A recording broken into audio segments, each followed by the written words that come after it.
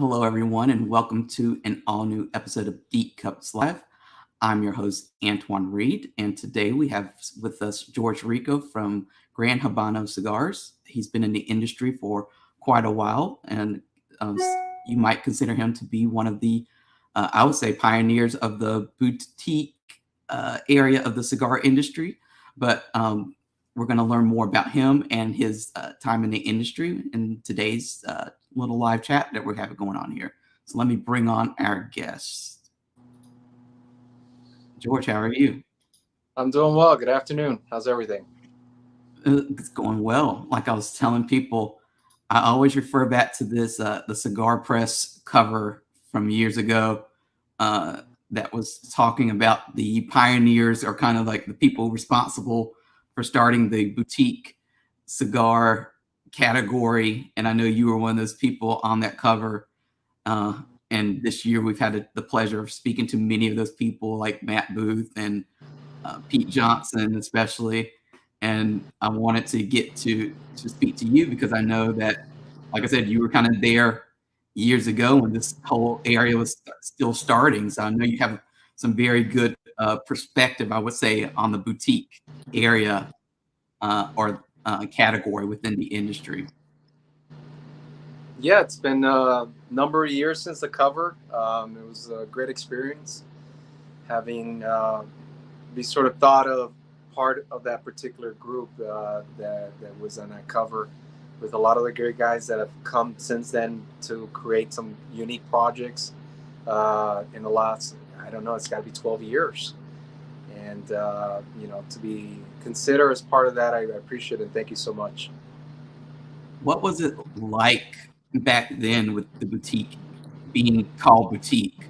Because today I think it has a completely different connotation, and people want to be boutique. You know, they embrace that term. Was that the same case back then when you first No, started? I mean, no, I mean, I think the term boutique really became that's niche, small market sort of product that's unique, that limited edition sort of.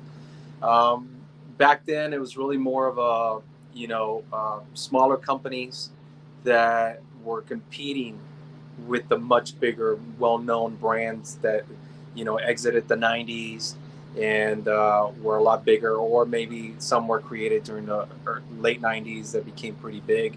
But it wasn't a term that was sort of thrown around much.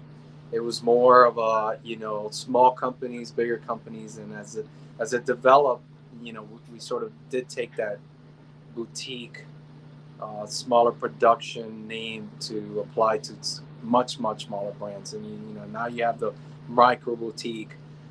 But really, at that time, it was just honestly just smaller companies trying to survive in the cigar industry, trying to compete against the much bigger, well-known brands. And what, like, how would you define boutique today? Because I had this conversation with Matt Booth and Pete Johnson and other people, and it's just like it's very hard, I think, to define boutique. We know what boutique might mean in outside of the cigar industry. Like you said, it's like maybe a smaller store that specializes in something that you can't really get at a big box store. But Yeah. like, what does it mean to be boutique today in the cigar industry? Well, I think now the definition of a boutique is a much smaller brand that may be regional, that might be sort of now with social media, you do get that exposure, even though you're probably more of a regional brand that developed. So that really probably more on volume of cigars manufactured a year, and if you really want to look at okay, maybe micro boutique, more regional, nationally with social media, you can have a smaller brand that is boutique, that has that well-known name. But I look at boutique as just probably more of a volume of cigars that are made per year. That's if I were to quantify that name, that would probably be there. How many cigars are you manufacturing every year, as opposed to I don't know, the machine made, or the hand rolled cigars that are much bigger brands. Because you're talking about bigger brands that are producing, between 50 to 100 million cigars a year. I mean, what really constitutes a boutique? Do you have boutique within your own portfolio, or do you have boutique within as a company as a whole? So it's still, I think, getting redefined every time. Yeah, and like I said, I think it's fun to look at the boutique area now because that's where a lot of creativity comes from. It's like I found that companies that do consider themselves boutique, they don't feel or they don't come off as feeling like they're restrained or that they have to stick to the same kind of formula as everyone else. Like you see a lot of experimentation, whether it's in branding or blending or even how they market their cigars. And I think that they are setting like the trend for bigger companies that might not want to take that risk, doing something completely crazy that goes against, the formula that delivers the results. Yeah, no, I mean, if you look at it, sort of what's the underground of what the culture is within the cigar industry and what's developing and how unique they are. I always find that to be very important because I mean, I think that it continues to have a presence within the industry that helps it to grow. And even the bigger companies will look at what's coming up, what's unique, what's different from your everyday rolling a cigar. I mean, you're using very much similar components every single time. I mean, you're using filler, binder, and wrapper. How do I make this unique enough? And that's difficult. I mean, you get into packaging, but then some of these guys are really kind of pushing uh, our industry to change and evolve, which is always good. I always felt the more people that come into the industry that contribute will teach the bigger companies of what's new and unique, and so there is a lot of creativity. There's always a different way to look at how to make cigars, and I think that's phenomenal. And I know too that making cigars, I think it was Sebastian from Cavalier Cigars who says, when people make cigars or work on blends, it's really a reflection of their experiences and their journey in the industry, and that really stuck with me. So that's why I think everyone's cigars, including yours, comes out so different. Y'all might be working with the same tobacco, but no cigar is going to be the same, and no blend is going to be the same because you all are kind of bringing in something very unique uh, to to the table. Yeah, and I think the word unique, I've been blamed for using it a lot sometimes by my wife, but the reality is that that's what makes every individual cigar brand, even the bigger brands, they have their own way of making cigars that make them very, very particular. And that's always a good thing. So to backtrack a little bit, like when we talk about the journey and the expression of the journey, I guess we have to figure out where you came from before we kind of really talk about your approach to blending so that we understand the full story. So before we get into like how you got into the cigar industry, do you remember what your first cigar was that you ever had? Was it something premium? Was it something machine made? No, I mean, my first true cigar that I've had was a Lancero that was made by my dad's factory, probably mid 90s. And it was a mild Lancero that was just a very nice cigar. It struck me as interesting because it was just a different size than you normally would see from your, back then, Robusto, Toro, and Torpedoes and Churchills were that was it. When it comes to bigger ring gauges, and that didn't exist. So it struck me as very unique because, you had Coronas, but that one thin, and, so point being a Lancero is what I smoked my very first cigar. I think that's interesting that you started with a Lancero because, like you said, that's such an like unusual nowadays. It's an unusual vitola for a lot of companies. Like, why is that? Is it because I know some people said it's kind of more difficult to create a Lancero than it is, like you said, a Robusto or a different other size of a cigar. Is that the case? Why like Lanceros are so rare in the industry? Well, I mean, overall, you'll see a lot of Lanceros. There's a lot of manufacturers that say they like Lanceros. But Lanceros predominantly are very difficult to make, and it has to be a very skilled, knowledgeable roller. And there's a lot of factors that contribute to a Lancero being a pleasant experience as opposed to, bad experience. And so, you have materials that could affect the draw. You have heat, so if you're having a very skilled, knowledgeable roller, That's a cigar that's a very pleasant cigar to smoke, but it is a hard cigar to make. And a lot of the consumers maybe are not attracted to something so delicately looking. They look more for like a value or traditional size, so you don't see a lot of them. But you see a lot of companies with Lanceros out there. One of the things I kind of learned, I would say later on in my time in the industry, is that different vitolas or different sizes of cigars, it could be the same blend that you might use, but it's a completely different smoking experience for, for the consumer or whoever's smoking that cigar. And that's something, like I said, when I say recently, I mean probably within the last year that kind of struck me because, for me, I'm not a person that smokes cigars every single day, but I never think about it. It's not like I go through like someone's portfolio and say, I'm going to smoke their Lancero today, their, Robusto another day. So I don't have that comparison, but I just know, a couple weekends ago, I tried my first Lancero, and you kind of look at it, you go, oh, this isn't going to be any different. And it was a different experience, and that made me wonder, like maybe I should go back and try that same blend, but in a different size. So like why, and I've heard you talk about blending in other people's interviews. So I know you're the expert at this, but can you just tell people like why, that experience is different? How you can have the same blend, the same, tobacco makeup in a cigar, but depending on the size, they can get a completely different, experience when they're using that Yeah. or they're using that product. Well, I mean, it really comes down to the shape. I mean, depending on the materials that you're using, the shape does alter. I mean, even box pressing a cigar could alter the way the materials sit within each other. So when you're burning, they'll burn differently at one point, and then creating a different experience. I mean, the same blend, box pressed to a round, is a totally different. I think as a consumer, one of the things that will be a factor is how much you draw the cigar, which heat tends to affect if it's going to steam the materials before you get to them. So that's one factor that would change just the blend. Going from a Corona to a Robusto.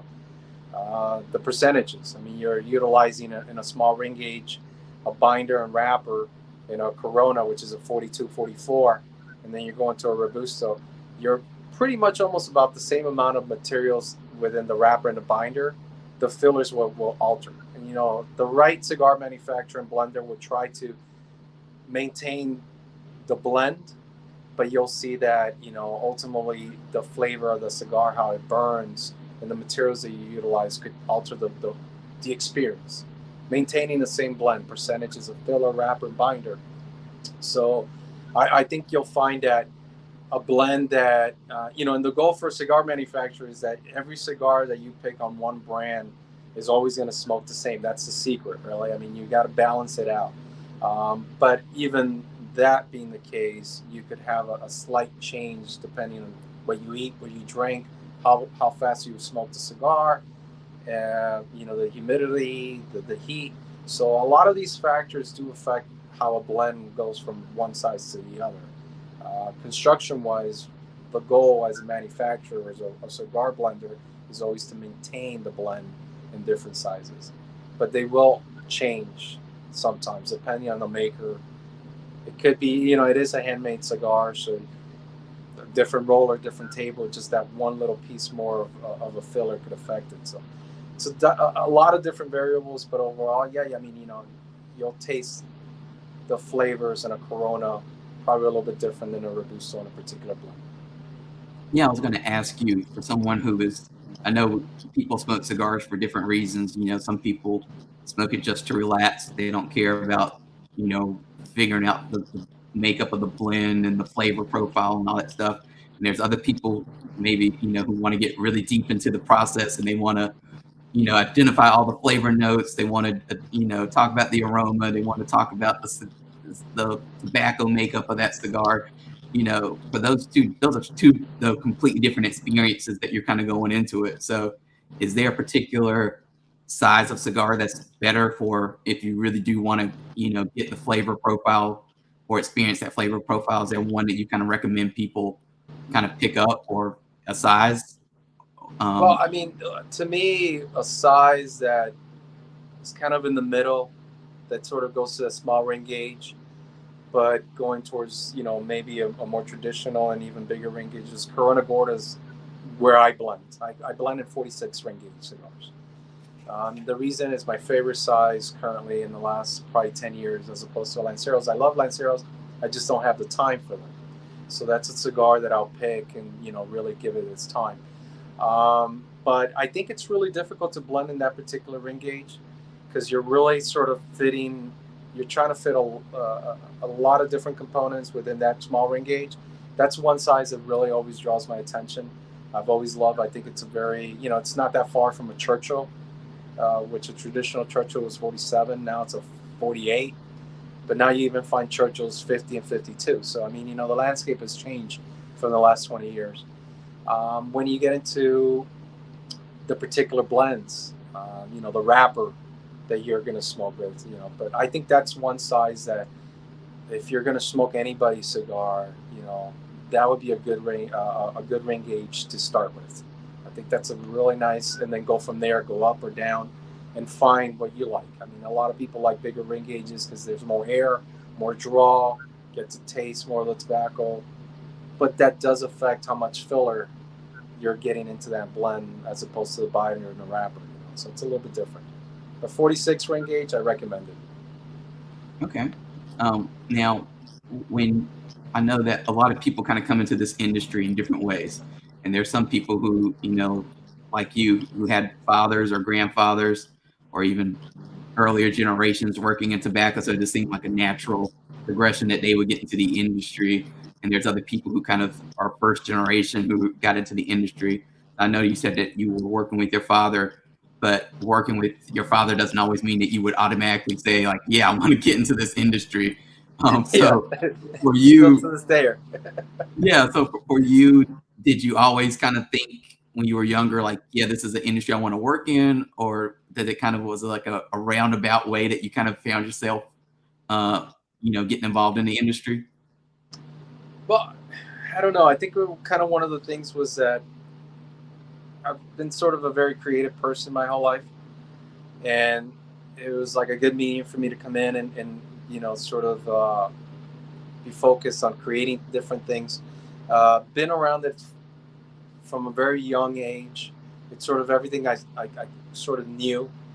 And then as I got to learn it, I really fell in love with it. So it's not something that it was forced on me. It was more of a, it was the mid 90s, a cigar boom. So it was all around culturally. So it was also something really cool and unique. So I felt that I just thought it was always a really cool thing to do. So being part of it and then learning really the details of how to make a cigar. I mean, everything from fermentation to rolling cigars. There's so much to learn that it's someone like me that is always looking for, if you ever have a conversation with me, it's always, I throw 50 questions at once. I don't get an answer to the first one and I'm already asking another. And so it was for me, it was something that I could really dive into and be creative and ask questions and just keep growing. And that was kind of one of the things that for me personally was exciting and made me fall in love with it even more every time. And, after 20 something years of doing it, there's always something new to learn. And I love it. What was like one thing when you first started in the industry that you had to learn that was kind of hard for you to kind of grasp, or it took a while for you to kind of really kind of understand? I'm thinking, when you ask me that question, I probably more the business side of it. That was really the hardest thing for me to, because growing up in it, you're kind of exposed to how to, look at a pilon, how to look at the leaves, how to, the rolling process of it. So that I sort of understood. But when it came to really taking the reins of the company and understanding the business side, that was the most difficult thing for me, probably. A lot of mistakes were done on my end to really understand how the industry as a business sort of works. And that was probably the most difficult thing. Like, well, what about the business side of it? Like, was it the distribution part of it? Was it the a little bit of distribution everything? side of it? I'm sorry, go ahead. I said, or was it like a little bit of everything? Was it just like getting in there and saying, "Ooh, I didn't," it looks kind of different from from the outside, but until it's like on your desk trying to, looking back at you, this is a Yeah, problem you need to figure out. well, really understanding, because when I came in, it was a cigar boom. I think if you had cigars, you could sell to anyone. But then, as I started to really get more into it, it's really selling a product that people will want, as opposed to having a product that, or I should say, more people are looking for at that point in time, because they became more critical of what they were looking for. And so it was a lot more difficult. And then the distribution side of it, the marketing side of it, the understanding of how each regional retailer kind of works, what the consumers are looking for. That was probably the most difficult part of it. Traveling around the country, spending 20 years really understanding it. Sometimes I still don't get it, because there's so many different factors. I mean, social media, the last 15 years has sort of developed the industry to be totally different, right? And many different industries, but this one in particular has grown because of it as well. So that aspect of running the business, understanding how to bring a product to market, the creative side, I could create 20 different projects, but you could only release one. And so that was the easiest part for me, actually, because I really understood the materials, the way a cigar is built, the construction, how the materials interact. So that was the fun part for me. It was more taking that particular product and making it successful. And so distributing a brand and continuing to have it in the industry, after many years, that was always, the hardest part at first. So, when did you decide that you wanted to launch your own brand? Well, when we launched Gran Habanos in 2001, early 2002, um, it was a culmination of us really being in the business, but making cigars for other companies. We were more of what you call a private label cigar factory. Mhm. And for a lot of years, we were looking to, but I was in school, I was still learning, so it was not the right time. And when I came into the industry to work with my father full time, I really understood the business side enough to, okay, now we need to look at making our own cigar. And that was always a goal for my father, to be able to make a cigar. We had smaller brands, short filler cigars that we sold locally here in Miami for the cafeterias, for the short filler, long filler, depending. And that particular market always existed. And so for us, it was more about how do we take it nationally, and that was the initial of like, okay, we need to create a brand, and what that brand is going to be.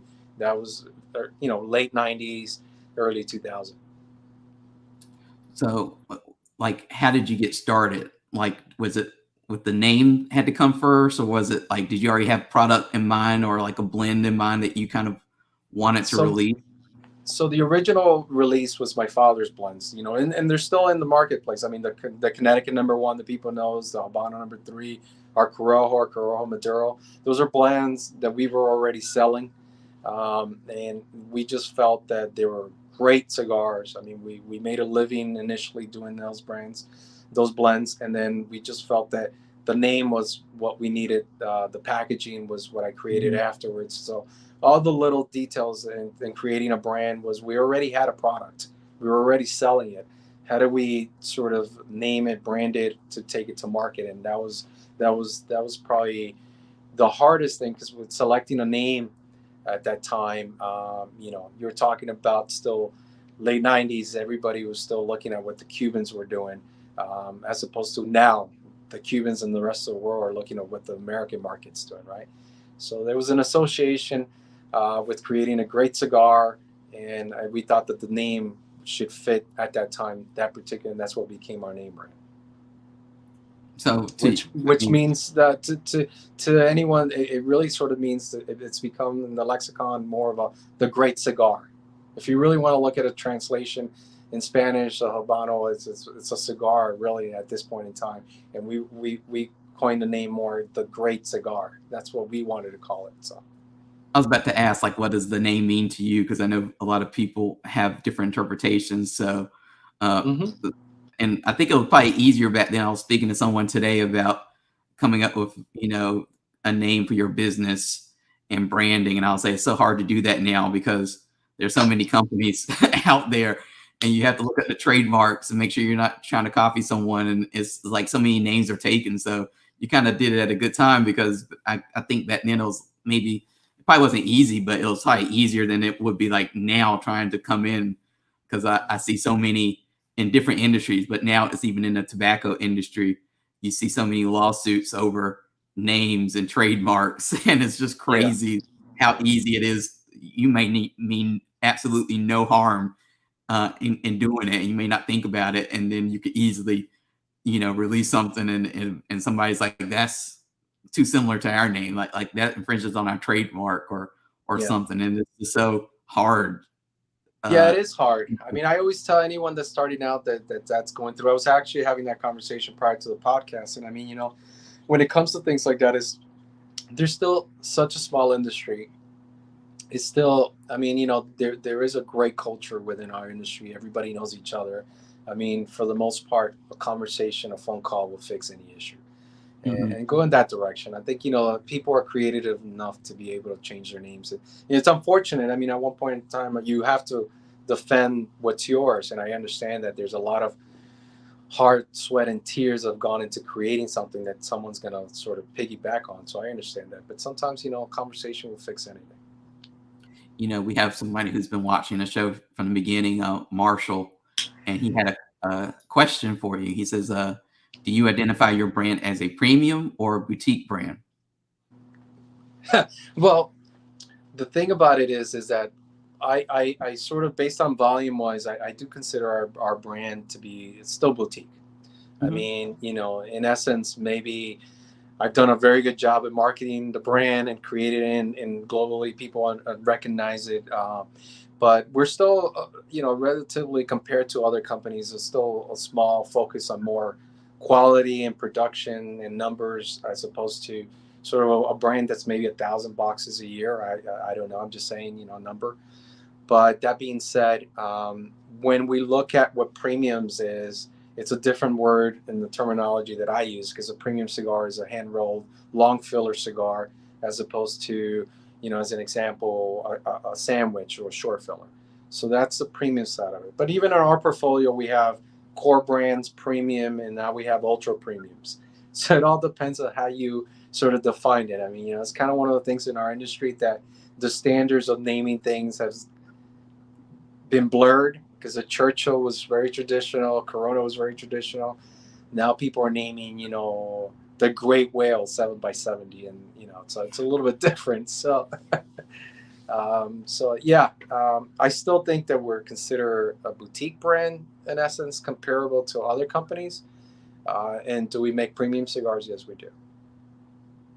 I think I always feel the same way when I'm speaking to different brand owners. It's like I think everyone in theory makes a premium cigar, but when you look at the size of your company, maybe how much cigar or product you produce, it may be a more boutique mentality, and instead of like a grand, you're going to mass produce a whole bunch of product.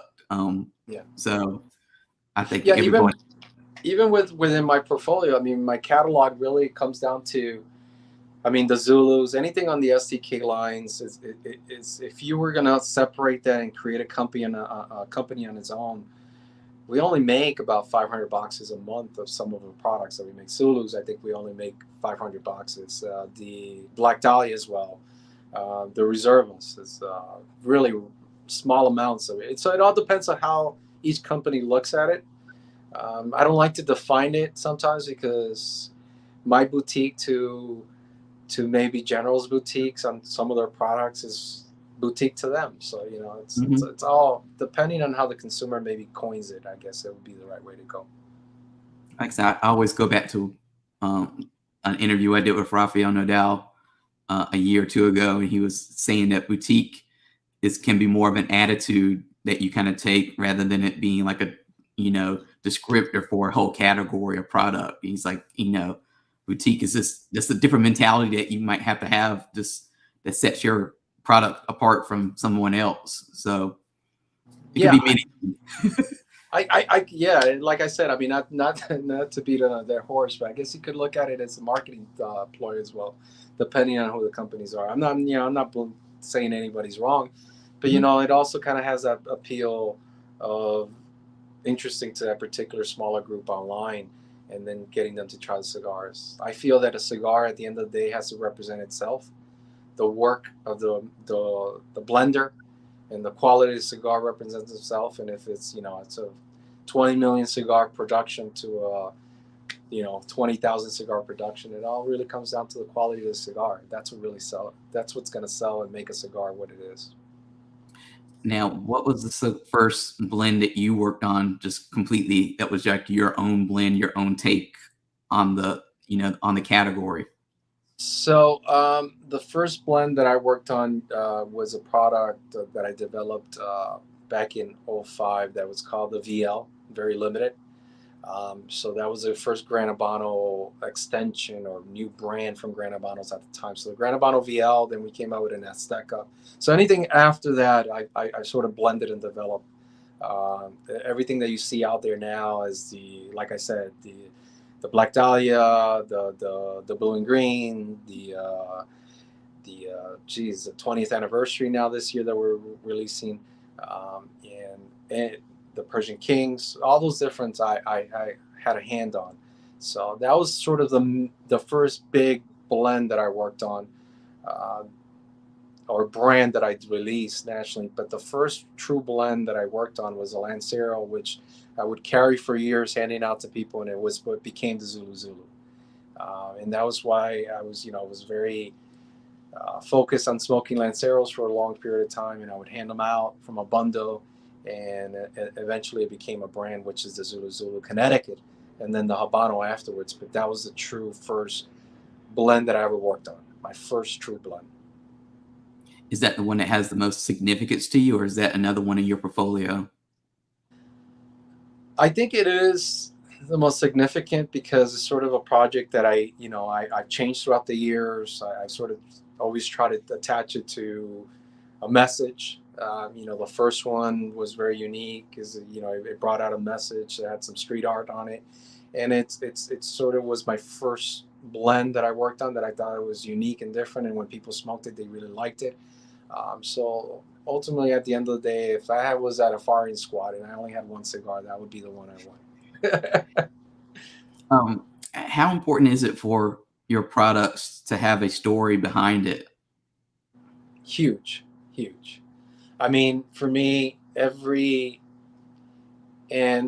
lot of I think actually ultimately all the cigars that I make have a story behind them. Maybe I don't market them well to tell people the story, but every cigar that I make has a story behind. And you'll see that in the name of the cigar sizes, or the theme of the cigar. So it's really what gives the project life, right? I mean, I can make a blend of a cigar, name it something, but when it's created because it has a backstory, that's always the best way to do it. And it's not for marketing purposes. I just think it gives it another dimension to what the product really is. And to me, it's like if that one person gets it, then they'll understand. And so that's what I try to do. I see a lot more people in the kind of the boutique area of the industry that really embrace, like I said, that product story thing. And I'm not saying there's anything wrong with the other side, which is, you put out a product and you kind of go more in descriptive details of what the tobacco is, what year is it from and such like that. Because I think there's an appeal to a lot of people out there who smoke cigars who are highly interested in what tobacco is in there, especially with comparing that to some, when you get information about a cigar and it says undisclosed. You hear that sometimes. But, I really like when brands do have a story because I feel like people connect more to that brand and that person behind it. And it kind of makes you sometimes go, you know, even if it's something, like, wow, I never knew that about them, or they made this for their father, or they made it inspired by this trip that they took here. to me, that makes it a little Yeah. bit more interesting for you to actually, and gives you a little bit more incentive to just go out there and try it, other than it being just another product that's come out. Yeah, no, I agree 100%. I mean, I think every product that I've ever developed has a genesis in a particular situation or an instance. I mean, Blue and Green was based on a song. You know, it's just a moment in time where you're creative of what your next project is going to be, what materials you're going to use, but then what's going to breathe, life into it. And it always helps to, for me, it always helps to have that extra thing of like, how am I going to, and additionally give it that life that it needs to keep it going as a project. So that's where I really try to focus as much as possible on that. So what's the story behind Black Dahlia? Because if you do a search on Gran Habano, I think that cigar in particular comes up a lot. So what's the story behind that particular release? Well, the SCK project was with the Black Dahlia is it's not really more focused on a because a lot of people will probably attach it to the murder, and it's not. I mean, if you really focus on the band, it's really more a dedication on that flower. So I do have an affinity for the flower and how beautiful they are and how unique it is and how delicate, and there's some more stories to it, but I think if that is on the image of itself, of the band. So there's a lot of different things that go onto the band that I put there on purpose to be able to showcase what that is. I mean, the next project that's coming out, it's all based on designing a band around a Greek face, you know? So telling a story through it's just unique in that sense. And I see that based on your shirt and based on the Grand Habano poster that's behind you, like you're not afraid to use color, and it's not No. traditional cigar industry color. Because I always noticed, like when I first started working in the media side of the cigar industry, I was a graphic designer, so I would see I was doing design work for some magazines, and I would see the ads come in, and it was like, oh look, black and gold, or oh look, maroon and That brown, was and sometimes I would be designing something, and I would say like, why don't we use this like hot pink or something? And they were like, absolutely not. Like that's not a smart industry color. And so well, like how do you feel about breaking those stereotypes? Because I'm sure that there are some people who look at you and look at some of the colors and, like you said, the use of flowers, and they might say, Black Dahlia, like, like I say, they go to the murder thing and they don't go to just the flower floral thing, and then you yeah. probably tell them, sorry to disappoint you, but it's not inspired by the murder stuff, it's inspired by the flower, and they're like, that's not like cigar industry standard, like, so how do you kind of break through those stereotypes and Well, not let other I people's gotta be opinions? honest. I've never been someone to has ever worried about what people think. Hmm. Um, I realize that everybody's unique and different, and I think having walked into the first cigar store when I was a kid, it just all seemed so dull. It was just wood. I mean, the cigar bands. I've always been a big fan of like the the artwork that was done in Cuba with the stones and all these things. And I thought it was very unique of the colors of the bands. But then we go into boxes and they just essentially, put like these wooden boxes in it. And it was what traditionally was. And I always felt like it was just a canvas to like really decorate a cigar. And so maybe people would think it's gimmicky. It's not no longer the case. When I first started, I mean, my boxes were green, black, and red. I mean, they really stood out. And now it's become the norm. You walk into a cigar humidor anywhere, and it's no longer that case where it's just not that dark, dull black and brown. So I think why not have fun with it? At the end of the day, yeah, it is marketing for some people to appeal, but I love colors. I mean, the way to be able to present a cigar in a different light in the packaging. I mean, I think it stands as artwork as on its own, you know. So it's just, I really think that, you know, if you like traditional, that's great, but you should always push it, just push it a little bit more. I mean, you know, some might say it's kind of stupid to name a cigar after a flower, but I think it's kind of cool. You know, it's, But I think you're speaking of something that doesn't get spoken of a lot in the industry, which is that, you know, the advantage of being creative and thinking outside the literal box sometimes. You know, a lot of companies, I was saying this a couple of days ago, like when I first started working in the industry, the word of the day was innovative. Like every company would say, we're innovative, we're innovative, we're innovative. And it was like, how? And they couldn't answer the how part. They were just like, you know, I don't know, but it's just how our process is. Like we're innovative, like our products are innovative. And now you don't hear yeah. that as much. And now, but you also don't hear people saying like, you know, we're creative, because I think it's, again, it goes back to maybe that inability to answer how are you creative, you know, like how, because creativity is so hard sometimes, I think, for some people to do, because for some people being creative means imitating people, and like, is that really being, you know, creative, or is it just, you know, trying to kind of build off of what somebody else puts out there? Yeah, I mean, you know, at the end of the day, being creative, it's kind of and it's getting more difficult. I think that's maybe why you're seeing so many products out there that are sometimes they lose the message. I mean, I've seen a couple of cigar brands that I think I wouldn't go in that direction with, like I don't know, chocolate bars and things of that nature, just because of, you know, I guess legislation and all those other things. But you know, one thing, I guess that's being creative. So who's to say that it's wrong? I guess. Yeah, I'm not wrong. No one's wrong.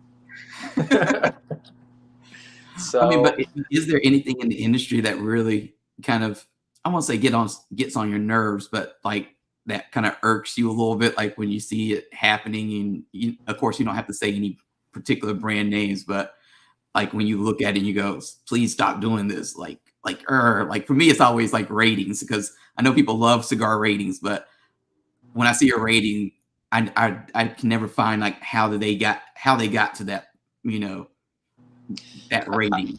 I think the problem with ratings is that they're subjective. You know, I guess everybody has a different palate, and it's difficult. I guess it just creates a standard, and I guess the people that are giving that rating have, I guess they've done a good enough job to be able to have their ratings represented and be the standard. Mhm. That being said, you know, I don't I don't know that anything kind of really kind of bothers me in regards to what people are doing. I think I'm one of those that the more people do things, the better it is for the industry. And you know, there's a lot of things that there's a lot of people that are very creative, and I could see in their work when it shows. But there's a lot of people that just do things because they're told to do it, and you know, there's unfortunately sometimes it's just very traditional.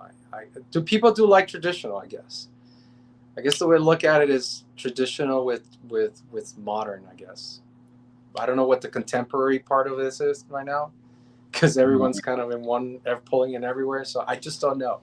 We'll find out. I guess 20 years from now, right? Um, tell us about this. I know you know, last month at this kind of, well, a little bit over a month ago now at this time, we were all at PCA trade show. You know, it was a big show for a lot of people. I heard positive things from most people about the show. And you introduced a cigar to kind of celebrate a big anniversary.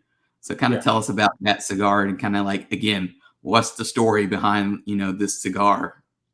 Well, you know, being in the industry and surviving 20 years as a cigar brand is a big accomplishment because I've seen a lot of people come and go. I mean, I've been to Mhm. the trade show and seen the 50 people with a dream. You know, and they want to. Everyone has a particular reason why they want to have a cigar. Ours, as a family, is the tradition side of it, and it's something that we made a living and fed our family and worked hard to maintain and focus on because it's our trade. So I respect it in that sense. To celebrate 20 years is an accomplishment that I think not a lot of people, even big at the time, that are not no longer around, had managed to accomplish. So I really wanted to celebrate that. I thought it was a very important moment in our time. And then, if Gran Habano is not here in 5 years, I I hope that that was a good run, right? So I wanted to celebrate. It's a very important. The cigar blend, I think, is very traditional, but very floral, very unique. There's a word again, to the flavors that I'm trying to, with the materials that I was trying to use. Focusing on using different countries, as I've always done with my blends. And then the story behind it is really the name of the sizes once again. I mean, it starts with my Robusto. I named it El Sueño. It's the dream. And then you have the Toro, which is El Desafío. El Desafío in Spanish is that the battle, that ordeal that you go through. And then to celebrate 20th year, it's a triumph. And then that's why my 6x60 is called El Triunfo. And that's a story that really goes behind that particular project. I think it's kind of a unique cigar that has very floral notes with a lot of depth, with a lot of flavor, which is what I try to impart with a lot of my blends. And the story is just really having it made 20 years as a family business to survive. Many a time maybe not being able to, are we going to stay in business? Are we doing well? The mistakes that you've done as a cigar maker, can you overcome them? Working with family is it's not the easiest thing. And as a team, collectively accomplishing that, I think that's something worth celebrating. And I think our 20th year was something that I really needed to do it. Unfortunately, it should have been last year, but because of COVID, I delayed it in order to get to the release. So that was the one thing. Oh, like you said, being in the industry that long, I always say being in the industry even a year is like a major accomplishment. There's Yeah, some people it's just, they don't understand like the work that goes into it and the many different moving parts. So multiplying that by 20 is a humongous accomplishment. So like when you would think that alone should be a big selling point, I would think, for your brand, especially when you put that into the context of regulations.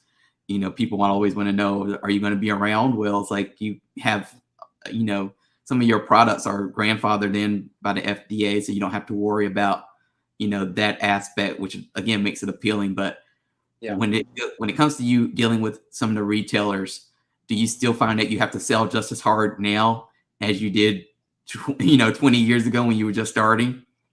Sometimes I think harder, and I understand it. I mean, I guess the appeal of a brand that's old and has maintained is sometimes something that it's very unique and different. But for us, is having been able to accomplish that has been the consistency of how we make our cigars. Mhm. That the consumer 20 years ago still picking the same cigar 20 years later with the same blend and they're going to remember, and it's a particular flavor that we carry with our brands. Gran Habano has a very unique flavor. Um, that's something that's worth. But that being said, there's a lot of new retailers that come in.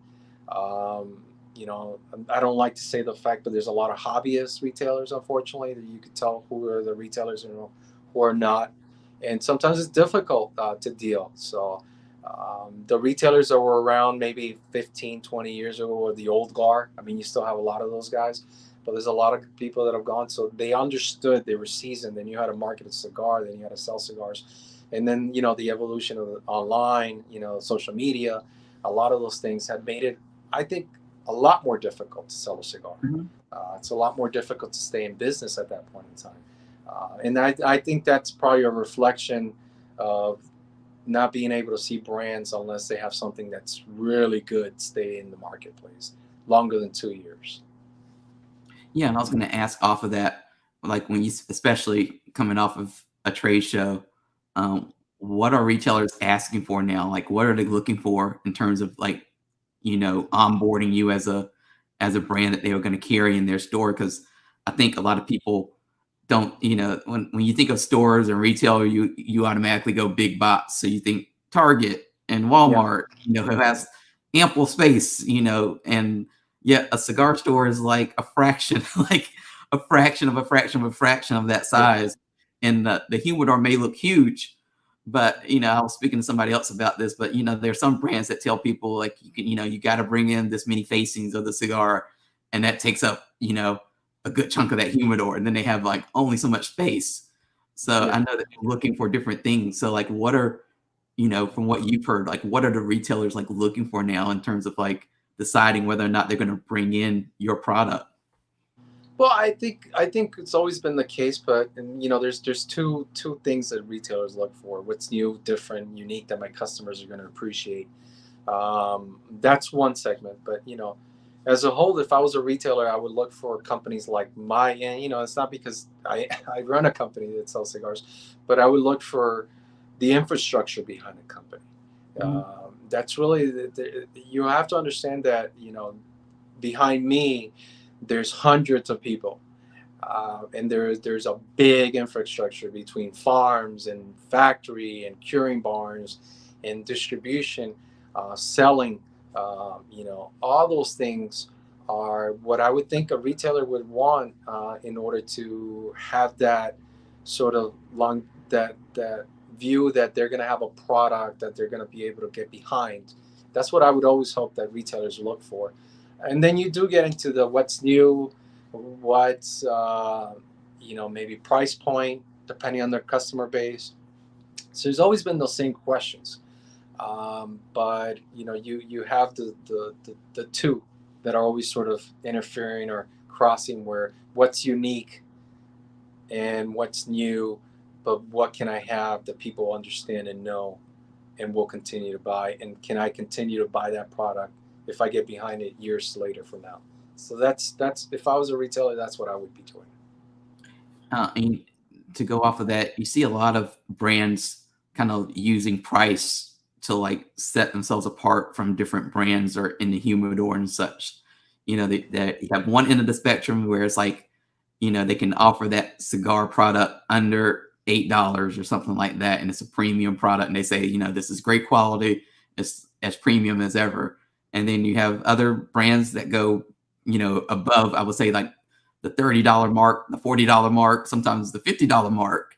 And it's just, and they argue the same thing. So like, what's your view of pricing, and how should consumers especially kind of look at pricing? Because I know sometimes a novice cigar smoker might think the higher the price point, the better the cigar, and that's Yeah. not always the case.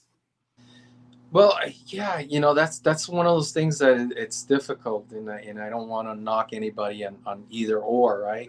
There's a lot of great cigars at $7 to $8, just like there's a lot of great cigars from 12 to 15, and then you get into cigars that are 25 to 30, 50. I don't know. I've heard 100. So at that point in time, it's really kind of, if I was to, which is what I do, to charge based on its how long the tobaccos have been aged, the rarity of the materials, and that's sort of where I guide myself in regards to our pricing, right? Mhm. The packaging, the cost, the distribution, all those things. As a business, I look at it that way. Um, just to create a cigar that's $15 or $30, what makes that any different? But like my cigars, I mean, I always felt that consumers have always undervalued it because I've always tried to be competitive with price point. Because of course, as a business, you try to be where the masses are, and of course. But I do think it's a $12, $15 cigar. It's just you'll find it in that price point because we do run a business and farms and everything that goes behind that you have to support. So are you going to sell $1,000,000 cigars, or are you going to sell $2,000,000 $8 cigars?